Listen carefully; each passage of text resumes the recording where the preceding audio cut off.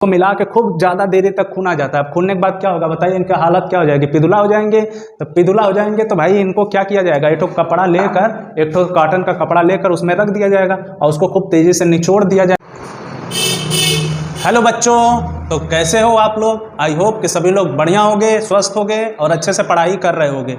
तो प्यारे बच्चों, मैं आप सभी लोगों का अपने इस यूट्यूब चैनल बायोलॉजी तक ऑफिशियल में स्वागत करता हूं और साथ ही आज मैं बता देना चाहता हूं आप सभी लोगों को कि इसी चैनल पर आप सभी लोगों को क्लास 11th और 12th का NCERT का जितना भी टॉपिक है, बायोलॉजी के जितने भी चैप्टर हैं, हेडिंग बाय हेडिंग उसको लाइन बाय लाइन जो भी क्वेश्चन बन सकते हैं या बने हुए हैं या संभावना है क्वेश्चन आने की नीट में या कोई भी मेडिकल एग्जाम में, तो उसको मैं यहाँ पर क्लियर कराऊंगा और हम लोगों का मेन बेसिस यहाँ पर रहेगा NCERT। तो प्यारे बच्चों, आप सभी लोगों का साथ चाहिए मुझे, जिससे मुझे हौसला मिल सके और मैं आगे वीडियो को कंटिन्यू डेली बनाता रहूं और हर एक टॉपिक का वीडियो अच्छे से समझाता रहूं। आप लोगों को बिल्कुल भी रटने की ज़रूरत नहीं है, बस इस चैनल पर बने रहिए, आपका सपना ज़रूर साकार होगा। तो चलिए आइए बच्चों, आज हम लोग शुरू करेंगे। ये हमारा फर्स्ट वीडियो है। आज हम लोग क्या शुरू करेंगे, बायोमॉलिक्यूल्स चैप्टर। ये चैप्टर आपको एक केमिस्ट्री के क्लास 12th में भी मिलेगा, लेकिन हम लोग बायोलॉजी में जो क्लास 11th में है उस चैप्टर के बारे में ज़्यादा डिस्कशन करेंगे। तो ये बायोमॉलिक्यूल्स जो है इसको हिंदी में जैव अणु कहेंगे। तो आप लोग मेन चीज़ ये है, एक बात ये कंफ्यूज होंगे कि सर ये आप फर्स्ट चैप्टर इसे क्यों स्टार्ट कर रहे हैं। फर्स्ट चैप्टर तो हमारा जीव जगत है, उसे पढ़ाना चाहिए, या तो फिर कोशिका ही हम लोग जानते हैं कि जीवन की मूलभूत आधार इकाई होती है। तो प्यारे बच्चों, मेरी तरह पढ़िए, मैं जैसे पढ़ा रहा हूँ आप सभी लोग, आप लोग मेरे विश्वास बनाए रखिए। देखिए रीजन क्या है, कारण क्या है कि मैं पहले बायोमॉलिक्यूल स्टार्ट कर रहा हूँ, जीव जगत नहीं स्टार्ट कर रहा हूँ, या तो फिर सेल वाला चैप्टर नहीं स्टार्ट कर रहा हूँ। तो प्यारे बच्चों देखिए, सेल में आप सभी लोगों ने सुना होगा कि सेल होता है, सेल से मिलकर टिश्यू बनता है, टिश्यू से आर्गन, आर्गन से आर्गन सिस्टम, उससे बॉडी का फॉर्मेशन होता है। लेकिन अब देखिए शब्द आ गया टिश्यू, तो इसके बारे में थोड़ी सी जानकारी दे दूं कि टिश्यू को आप सभी लोग क्या जानते हैं, इसको हिंदी में ऊतक कहते हैं और इसको आप सभी लोग यही जानते हैं कि a group of cell is called tissue. जो कोशिकाओं का समूह होता है वो ऊतक कहलाता है, लेकिन ये डिफिनीशन अपूर्ण है, इनकम्प्लीट है। तो कंप्लीट कैसे होगी प्यारे बच्चों कि कोशिकाओं का वह समूह जो संरचना एवं उत्पत्ति कार्य में समान हो वो क्या कहलाएगा, ऊतक कहलाएगा, टिश्यू कहलाएगा। ये बात नोट करके रखिएगा।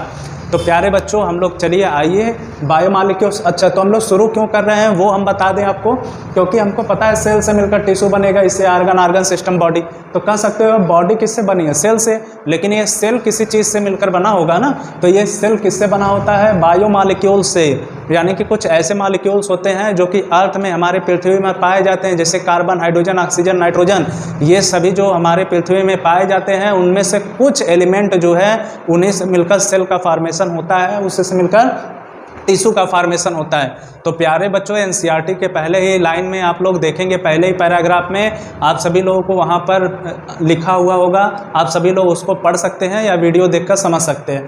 तो आखिर में वो सभी एलिमेंट जो, अब बायोमॉलिक्यूल्स की डिफिनीशन क्या हो जाएगी कि वे सभी मॉलिक्यूल जो सेल में पाए जाते हैं क्या कहलाते हैं, बायोमॉलिक्यूल्स या जैव अणु कहलाते हैं। NCERT में डिफिनीशन ये दिया हुआ है कि सेल के अंदर पाए जाने वाले सभी प्रकार के जो कार्बनिक यौगिक हैं वो क्या कहलाते हैं, बायोमॉलिक्यूल्स। लेकिन इनके अलावा अकार्बनिक भी कुछ चीज़ें पाई जाती हैं। तो प्यारे बच्चों चलिए आइए देखिए, एक टेबल दिया होगा आपके NCERT में। तो अभी तो आप लोगों को क्लियर हो गया होगा कि बायोमॉलिक्यूल्स हम लोग क्यों स्टार्ट कर रहे हैं, क्योंकि सेल ही, ये टिश्यू, ये सेल ही किससे मिलकर बना होता है, बायोमॉलिक्यूल्स। मॉलिक्यूल्स मीन्स अणु, वही कार्बन, नाइट्रोजन, हाइड्रोजन, ऑक्सीजन जो भी है वही हम लोग इस टेबल में देखेंगे। तो जीव व निर्जीव पदार्थों में पाए जाने वाले तत्वों की तुलना, तो निर्जीव का मतलब सॉइल, मिट्टी में भी ये पाए जाते हैं, hydrogen, carbon, nitrogen, oxygen atmosphere में भी है, और जीव हम लोगों के शरीर में भी है, हम लोगों की कोशिका इसी से बनी है, प्लांट सेल भी इसी से बनी हुई है। तो इसीलिए हम लोग इसको देखेंगे। Hydrogen, carbon, oxygen, nitrogen, sulphur, sodium, calcium, magnesium, silicon, इनका जो है कुछ वेट दिया दिया हुआ है, परसेंट में भार दिया हुआ है, जो कि मिट्टी में पाया जाता है कि जैसे हाइड्रोजन अपने भार का 0.4% पाया जाता है, तो मनुष्य के शरीर में कितना पाया जाता है 0.5%। इसी तरीके से कार्बन कितना पाया जाता है 0.03%, और मनुष्य के शरीर में कितना पाया जाएगा 18.5%। तो ऐसे करके आप सभी लोग इस टेबल को देख सकते हैं जो कि एनसीईआरटी में दिया हुआ है। अब बात आ गई कि इससे क्वेश्चन किस टाइप का आएगा।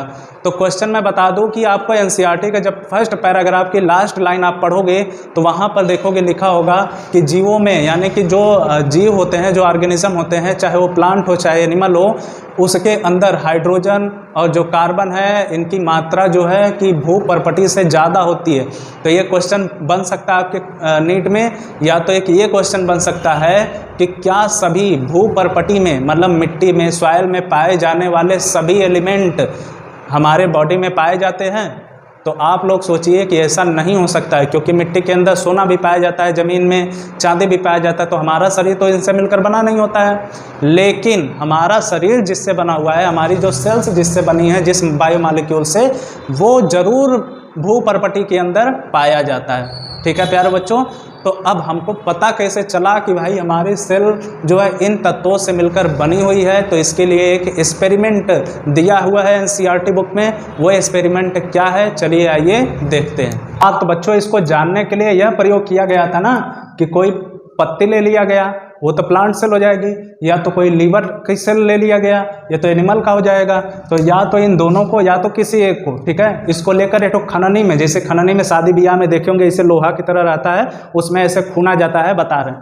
जैसे ये एक खलनी टाइप में होता है और इसमें मूसल टाइप में रहता है लोहे का, तो इससे खूना जाता है मसाला, जिससे एकदम वो महीन पीस सके। ठीक है, तो उसी तरीके से इस इसकी सेल को या लीवर की सेल को लेकर इसमें कुछ मिलाया जाएगा कि नहीं। जैसे इसमें क्या मिलाया जाता है, ट्राइक्लोरोएसिटिक एसिड, जिसका फार्मूला होता है CCl3CCOOH। ठीक है, इसको मिला के खूब ज़्यादा देरी तक खूना जाता है। अब खूनने के बाद क्या होगा बताइए, इनका हालत क्या हो जाएगी, पिदुला हो जाएंगे। तो पिदुला हो जाएंगे तो भाई इनको क्या किया जाएगा, एक कपड़ा लेकर, एक कॉटन का कपड़ा लेकर उसमें रख दिया जाएगा और उसको खूब तेज़ी से निचोड़ दिया जाएगा, यानी कि फिल्टर कर दिया जाएगा।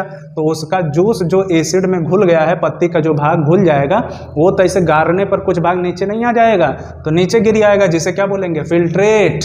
और जो भाग अब कुछ तो उसी में रह जाता है, जैसे हम लोग चाय छन्ने से चाय छानते हैं तो ऊपर चाय पत्ती वाले जो बड़े बड़े पार्टिकल रहते हैं वो तो उसी पे रह जाते हैं, और जो छोटे पार्टिकल है वो कहाँ जाते हैं, नीचे की तरफ। तो उसे जो नीचे आ जाएगा उसे बोलेंगे फिल्ट्रेट, और जो ऊपर रह जाएगा उसे बोलेंगे रिटेंटेट। याद रखिएगा, ठीक है।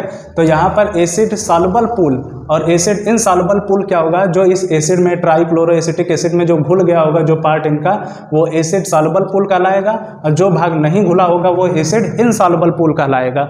तो देखिए जिनका मॉलिक्यूलर वेट, एक सेकंड यहाँ पर थोड़ा सा मिस्टेक हो गया है बच्चों, इसके लिए बहुत माइंड नहीं करना है, ठीक है। जिनका मॉलिक्यूलर वेट जो है 800 डाल्टन से कम होगा, मतलब वो छोटे अणु माने जाएंगे, यानी कि वो बायो माइक्रो मॉलिक्यूल्स होंगे, ठीक है।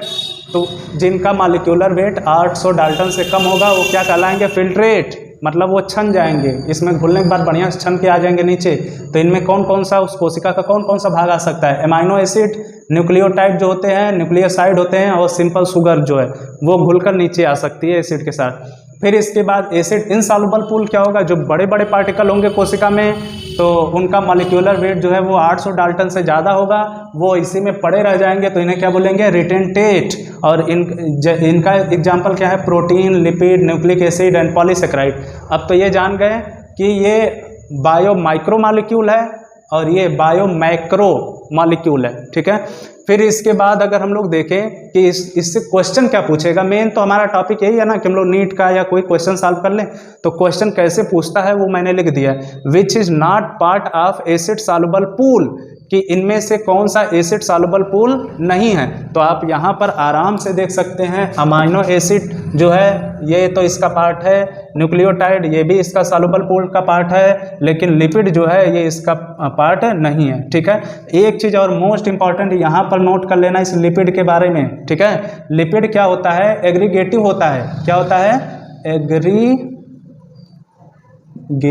मतलब क्या होता है, इसकी जो साइज होती है वो 800 डाल्टन से कम होती है, 800 डाल्टन से कम होती है, तो कम होती है तो इसको इसमें रहना चाहिए, एसिड सॉल्युबल पूल में। तो यही इसकी खास विशेषता है, इसकी साइज छोटी है लेकिन ये रहता कहाँ पर है, एसिड इनसॉल्युबल पूल में, क्योंकि ये डिजॉल्व नहीं होता, इसीलिए इस पे एकदम अच्छे से नज़र बनाए रखना, क्योंकि जो चीज़ें अपवाद में थोड़ी होती हैं वो ज़्यादा पूछने की संभावना होती है। ठीक है बच्चों, तो इसी तरीके से काफ़ी क्वेश्चन बन सकते हैं अगर आप इन चीज़ों को याद रख सकते हैं आराम से।